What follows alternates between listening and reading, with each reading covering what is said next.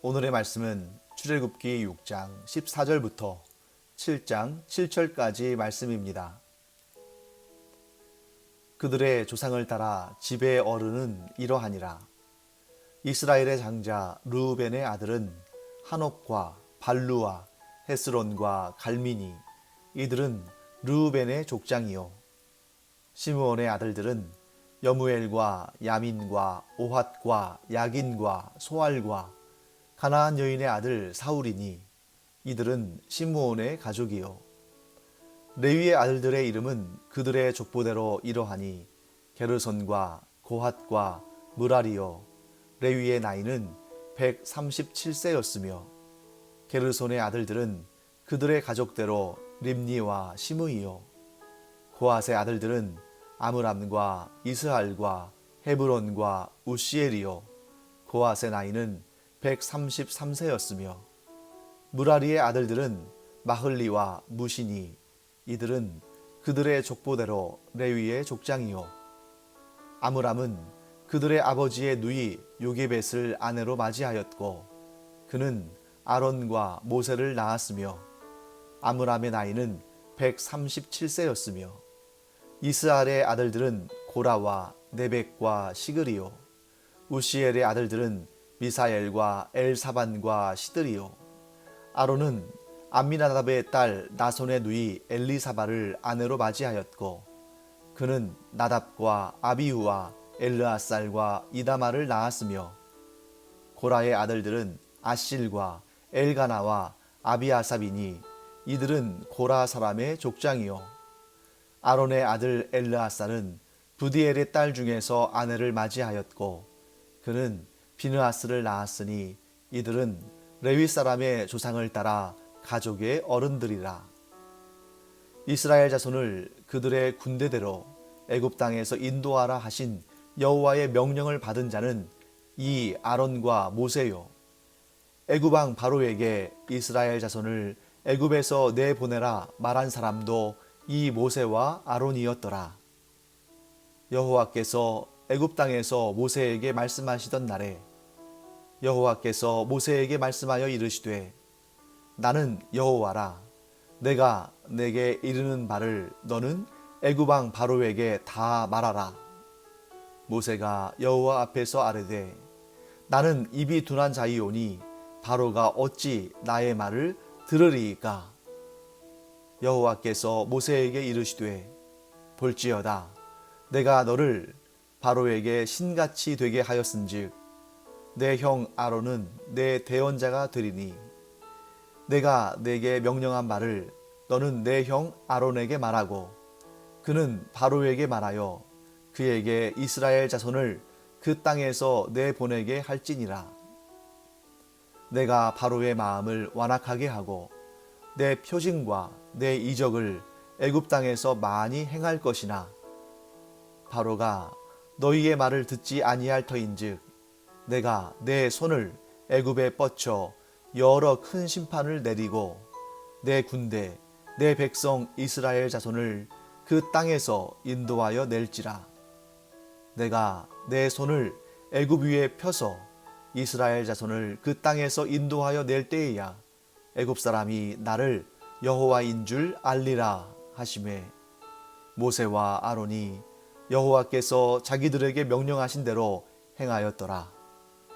그들이 바로에게 말할 때에 모세는 80세였고 아론은 83세였더라.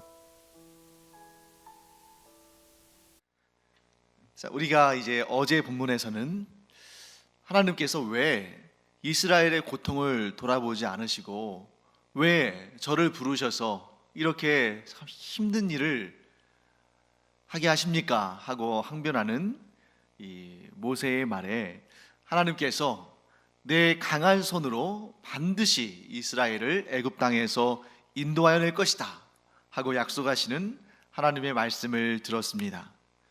그리고 이제 오늘 우리가 읽은 본문으로 이어지는데 갑자기 족보가 등장하죠. 우리가 성경을 읽거나 공부할 때 이 족보가 등장하면 굉장히 좀 당황스럽기도 하고 또 좀 지루하게 느껴지기도 하고 또 어렵게 느껴지는 것이 사실입니다.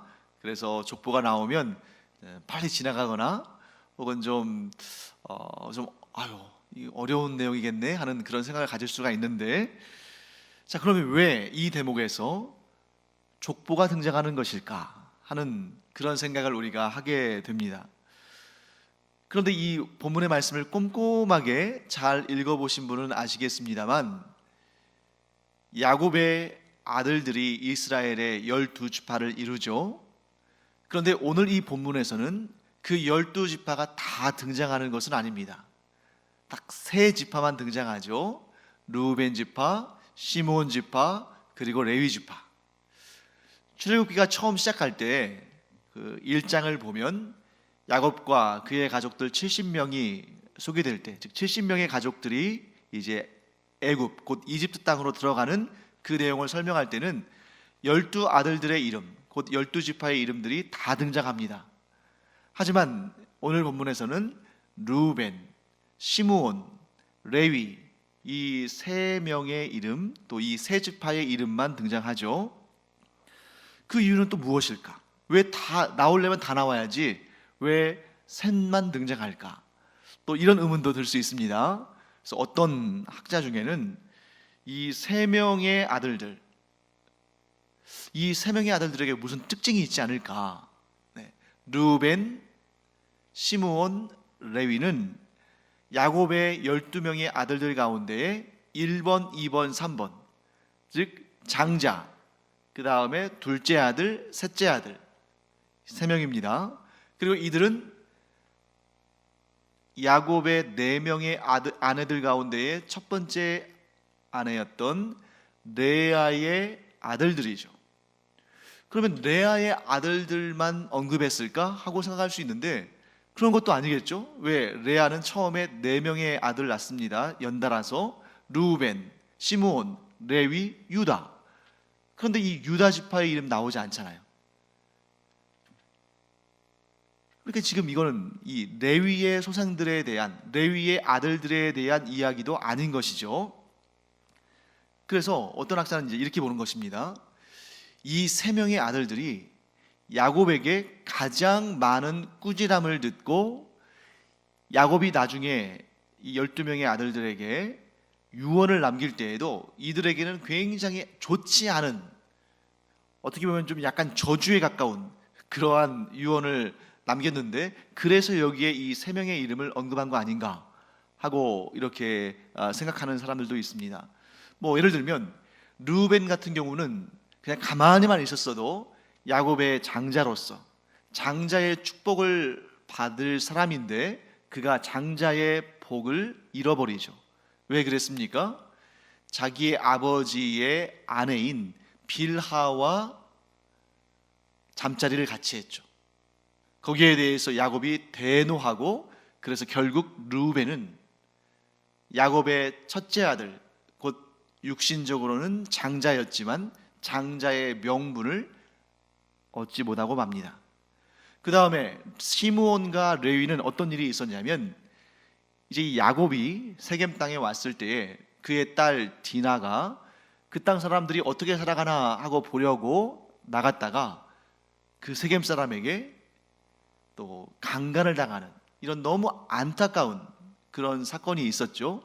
그때에 이 시므온과 레위가 앞장서서 그들이 이제 일종의 거짓말을 하는 거죠, 작전상.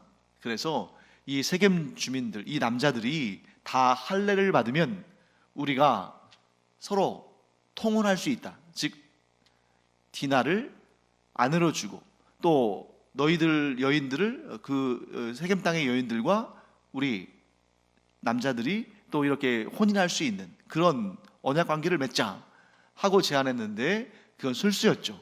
그래서 그들이 할례를 받고 아파서 누워 있을 때에 급습을 해서 그 세겜 땅의 남자들을 다 죽이는 이런 악한 일을 벌입니다. 그 사실을 알고 야곱이 노발대발하면서 그 문제를 평생 마음에 두고 나중에 자기가 이제 인생을 마무리하고 유언을 남길 때, 그래서 축복 기도를 할 때 이 시므온과 레위에게는 굉장히 좀 좋지 않은 말들을 남기게 되죠. 자, 그렇기 때문에 이 르우벤과 시므온과 레위가 악한 일을 범했기 때문에, 그래서 야곱이 그들에게 좋은 복을 유언으로 남기지 않았기 때문에 그들이 이렇게 하나의 세트로 묶여서 여기에 등장한다 라고 주장하는 학자들도 있는데, 그것은 옳지 않은 것 같습니다. 왜냐하면 이 본문 어디에도 이 르우벤, 시므온, 레위가 악한 일을 범했기 때문에 그들에게 부정적인 뉘앙스로 말하는 그러한 부분이, 그러한 내용이 나와 있지 않아요. 어디에도 이 세 명의 이 르우벤과 시므온과 레위에 대해서 부정적으로 언급하는 내용은 없습니다. 이 부분에 있어서 족보가 나오는 것은, 우리 거꾸로 한번 뒤집어서 생각해 볼까요? 왜 족보가 필요했을까? 네, 이유는 딱 하나입니다. 지금 포커스가 누구에게 맞춰지고 있는 거예요? 모세와 아론. 아론과 모세에게 지금 포커스가 맞추어지고 있는 것입니다. 그래서 모세와 아론, 아론과 모세를 소개하기 위해서 족보를 들추고 있는 것인데, 르우벤 족보를 간단하게 이야기하고 시므온 족보를 그 다음에 또 간단하게 얘기한 다음에 그 다음에 길게 누구의 족보를? 레위의 족보를 얘기하죠. 왜? 모세와 아론이 레위 지파니까. 그러면 그 다음에 유다부터 해서 베냐민 지파까지 나머지 네 번째부터 12번째 아들에 이르는 그 족보들은 왜 안 나올까요? 레위 지파의 모세와 아론을 소개하는 것이 목적이니까. 지금 야곱의 12아들들, 곧 이스라엘의 12지파들을 소개하는 것이 목적이 아니고, 만일 그것이 목적이었다면 출애굽기 1장에서처럼 야곱의 12아들 이름들을 다 소개했겠죠. 그런데 이 본문에서 지금 목표로 하는 것은 야곱의 12아들들, 곧 12지파를 다 소개하는 것이 아니라 모세와 아론을 소개하고 그들이 어떤 지파에 속했고 그들이 장차 어떤 길로 가게 될지에 대해서 소개하는 데에 목적이 있기 때문에, 그래서 이 본문의 족보는 아론과 모세를 공식적으로 소개하기 위해서 등장한 것이다 하는 것입니다. 저는 이런 족보가 나오는 것이 굉장히 의미가 있고, 물론 우리가 읽고 또 듣고 공부할 때는 굉장히 어려운 그러한 내용 중에 하나가 족보입니다만, 그러나 이 족보야말로 이 성경의 역사가 실제로 역사상 있었던 일이라는 것을 소개하는 가장 명확한 증거들 가운데 하나다. 그래서 저는 족보를 볼 때 반갑습니다. 왜냐하면 성경이 기록되던 당시는 그 당시의 사람들이, 이 성경에 나와 있는 그 내용들이 전달되어질 때 그 당시를 살아가던 사람들이 살아있을 때 기록이 됐습니다. 그러니까 과거에 한참 이전에, 뭐 몇백 년 전, 몇천 년 전의 역사를 그 후대에 와서 기록하는 그런 경우들도 물론 있겠죠. 하지만 성경은 그 당대에 기록되는 것입니다. 그래서 이 족보에 있는 사람들이 일부는 살아있고, 물론 일부는 죽었겠지만 그러나 그의 후손들이 살아있는 그런 시대에 기록됐기 때문에, 만일 이 성경의 기록이 역사적 사실과 부합하지 않는다면, 엉뚱한 이야기를 기록한다면, 존재하지 않는, 실제하지 않는 일에 대해서 기록한다면 이 당대에 실존하고 있는 이 사람들이 가만히 있지 않겠죠. 그들 스스로가 증인이 되고 서로 증인이 되어가지고 이 성경의 역사성을 증거하고 있는 것입니다. 그러니까 만일 모세와 아론이 레위 지파가 아니거나 그들이 아므람의 후손이 아니거나 그렇다면 지금 살아서 그 역사를 지켜보고 이 기록을 읽어보는 사람들이 그에 대한 문제를 제기하고 이 역사의 기록이 이렇게 잘못되지 않도록 서로 견제하고 지켜보고 있는 것이죠. 그래서 이런 족보를 통해서 뭘 알 수 있습니까?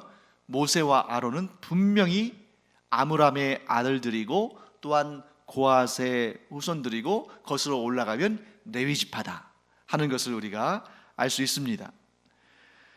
자, 그러면 여기에서 특이한 점들을 몇 가지 살펴보겠습니다. 모세와 아론의 아버지로 언급되는 사람은 아므람, 즉 레위의 아들인 고앗, 고앗의 후손인 아므람, 그리고 아므람의 아들들인 아론과 모세, 이렇게 등장하는데, 자, 이 아므람의 부인, 아내가 누구냐면 요게벳입니다. 그런데 이 아므람이 요게벳에게 뭐가 되냐면 조카가 돼요. 즉 아므람의 부인 요게벳은 아므람의 고모입니다.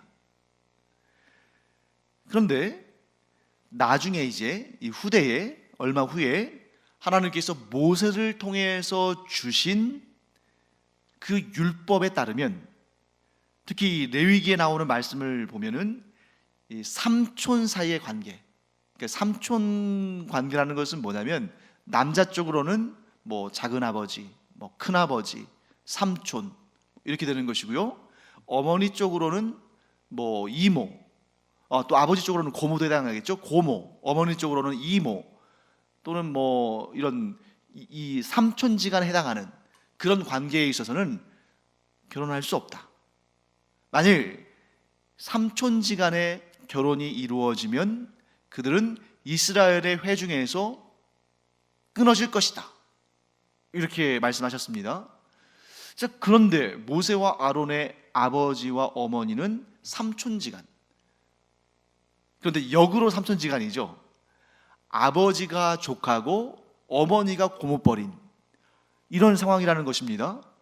만일 율법이 하나님께서 직접 주신 것이 아니라 모세나 아론에 의해서 만들어진 것이라면, 모세가 자기의 생각을 정리해서 이것이 율법이다 하고 마치 하나님이 주신 것처럼 이스라엘 백성들에게 전달했다면 이런 법은 만들지 않았겠죠. 자기를 부인하는 거 아닙니까? 자, 자기는 삼촌지간의 결혼, 곧 조카와 고모 사이의 결혼 속에서 나온 아들인데, 정작 자기가 만든 율법에는 그런 삼촌지간의 결혼은 금지한다. 좀 이상한 거잖아요. 오히려 그런 율법을 만들지 않는 것이 자기의 출생에 대해서 부정하지 않는 것일 텐데, 그런데 이런 율법이 나오면 하나님의 율법이면 마땅히 따라야 되지만, 사람이 그런 율법 만들었다면 아버지 아므람과, 그러니까 모세가 만일 그런 율법 만들었다면 아버지 아므람과 어머니 요게벳이 얼마나 불명예스럽겠습니까? 그런 일을 하겠냐 이거죠. 그래서 성경에 이런 내용들이 그대로 담겨 있는 것을 통해서 우리가 뭘 알 수 있냐면, 아, 그렇구나, 어떤 성경의 권위를 인정하지 않는 사람들이 말하는 것처럼 이 율법이라는 것이 뭐 모세든 아론이든 이런 사람들에 의해서 만들어진, 그러나 형식적으로 하나님이 주셨다 하고 이렇게 반포하는 그런 것이 아니라, 이 율법은 진실로 하나님께서 주신 것이구나, 인간에 의해서 만들어지거나 조작된 것이 아니구나 하는 것을 알 수가 있습니다.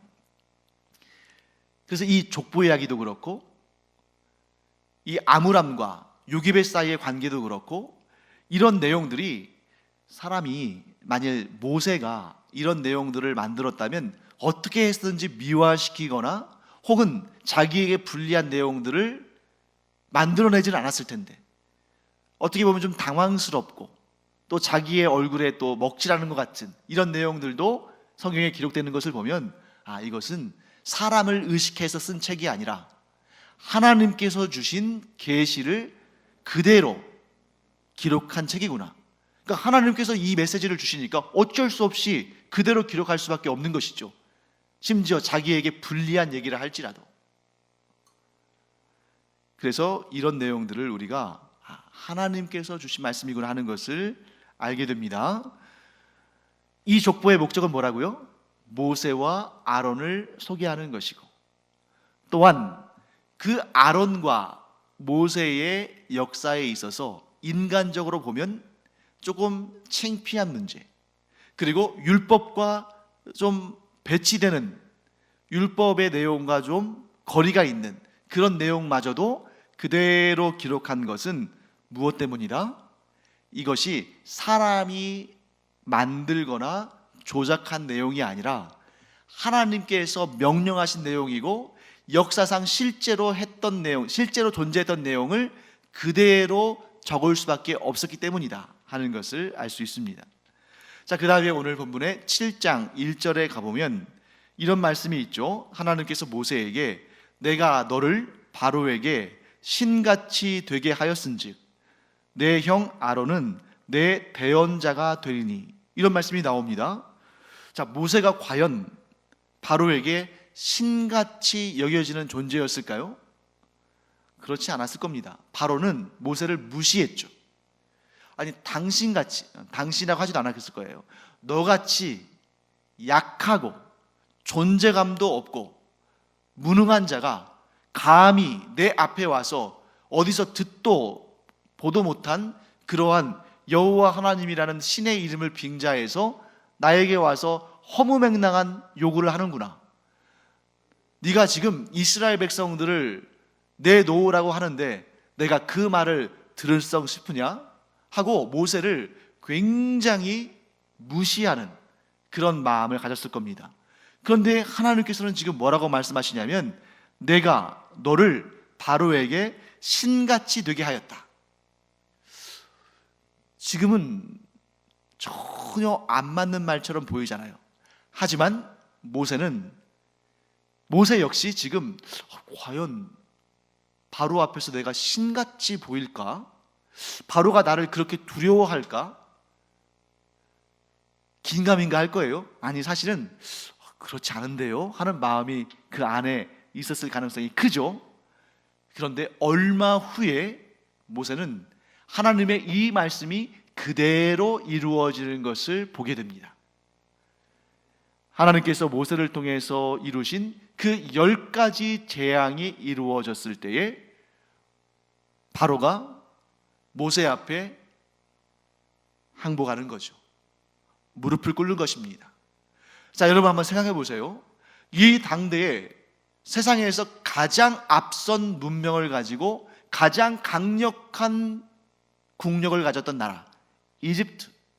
그리고 그 이집트에서 마치 신처럼 숭상되어지는 최고 권력자 바로. 여러분, 이 바로가 무엇이 아쉬워서 사람에게 무릎을 꿇고 항복하겠습니까? 그 모든 사람들을 다 줄을 세웠을 때에 제일 그 권력의 꼭대기에 있는 사람이 바로인데, 그런 바로가 무릎을 꿇을 사람이 누가 있으며 항복할 사람이 누가 있겠습니까? 평생 누구에게 아쉬운 소리 한번 하지 않았을 사람 아닙니까? 그런 바로가 모세 앞에 굴복하고 항복하고 무릎을 꿇었으니 그 모세가 바로 앞에는 신과 같은 존재가 된 거 아니겠습니까? 왜요? 바로는 어떤 사람에게도 무릎을 꿇지 않으니까. 그러니 하나님께서 모세를 바로에게 신 같은 존재로 세워주신 것입니다. 이 놀라운 일이 어떻게 해서 이루어진 것입니까? 모세가 여러 번 하나님의 뜻을 거절하긴 했지만, 그러나 결국 하나님의 뜻에 순종해서 자기가 가장 싫어하고 자기가 가장 꺼려하는 그 일을 순종함으로 감당하기로 결정했을 때 하나님께서 모세를 높여주신 것입니다. 또 한 가지가 있습니다. 아론은 모세의 무엇이 되었다고요? 대언자가 되었다. 하나님께서 아론을 모세의 대언자로 세워주셨습니다. 모세가 하도 나는 말을 잘 못합니다, 나는 입이 뻣뻣합니다, 이렇게 하도 사양하니까 말 잘하는 아론을 모세의 대언자로 세워주신 것입니다. 그런데 여기에서 우리가 항상 우리는 모세에게 집중하지만 이 시간 우리가 한번 아론에게 한번 집중해 보기 바랍니다. 아론의 처지를 한번 생각해 보기 바랍니다. 오늘 이 족보에도 쭉 나오지만 아론은 아므람의 첫째 아들로서 모세의 형입니다. 하나님의 부르심을 받을 때에 모세는 80세였고 아론은 83세였습니다. 즉 오늘의 본문의 말씀을 통해서 우리가 알게 되죠. 아론이 모세보다 3살 많은 형이다. 그리고 오늘 이 족보에서 우리가 알듯이 이 이스라엘 사람들은 족보를 굉장히 중시 여깁니다. 그리고 장자의 명분을 매우 중시 여기죠. 그래서 야곱이 그 형 에서의 장자의 명분을 뺏기 위해서 얼마나 평생에 에서에게 상처가 될 일을 합니까? 그리고 아버지 이삭도 속였죠. 그 정도로 이 장자의 명분은 대단한 것입니다. 그래서 이 야곱이 그 다음 때에 가서도 요셉을 총애했다가 그 형들이 이 장자의 명분을 빼앗긴 것처럼 분노해서 그 요셉을 종으로 팔아넘겨서 애굽으로 넘어간 거 아니겠습니까? 이처럼 장자의 명분은 굉장히 중요한 것인데 아론이 장자고 모세는 차자입니다. 그런데 아론이 하나님께서 그에게 동생 모세의 대언자가 되게 하셨을 때에 순종합니다.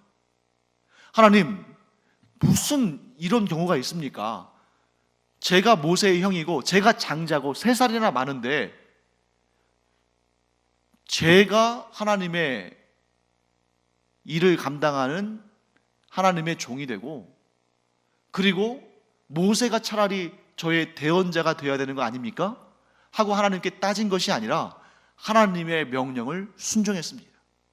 이 놀라운 2가지의 순종. 모세는 정말 하고 싶지 않은, 그래서 하나님의 명령임에도 불구하고 여러 번 고사하고 여러 번 거부한 그 명령을 따르기로, 순종하기로 결정했을 때, 또한 비록 형이고 장자임에도 불구하고 모세의 대언자가 되라 하신 하나님의 그 명령에 아론이 순종했을 때, 이들의 이 순종, 결코 쉽지 않은 그 결정, 그들이 하나님의 뜻에 순종했을 때 이스라엘의 출애굽, 곧 이스라엘의 구원이라는 놀라운 역사가 가능해진 것입니다. 도저히 이길래야 이길 수 없을 것 같은 애굽과 바로의 권세를 꺾고 이스라엘 민족을 애굽에서 인도하여 내어서 약속의 땅 가나안 땅을 향해 나아가며 하나님께서 아브라함과 이삭과 야곱에게 주시기로 언약하신 그 땅을 얻는 이 놀라운 역사에 있어서 이 2사람의 순종이 얼마나 존귀한 역할을 했는가. 사랑하는 성도 여러분, 우리가 우리의 능력과 힘과 말주변과 지혜와 지식과 권력으로 하나님 나라의 역사를 감당하는 것이 아니라, 우리가 그 모든 것이 아무것도 없어도 우리가 하나님의 명령에 순종으로 반응할 때 우리를 통해서 하나님께서 놀라운 역사를 이루신다. 성경을 여러분 열심히 자세히 읽어보십시오.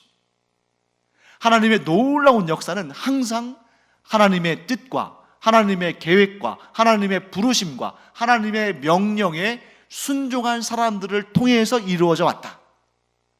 하나님 나라의 확장도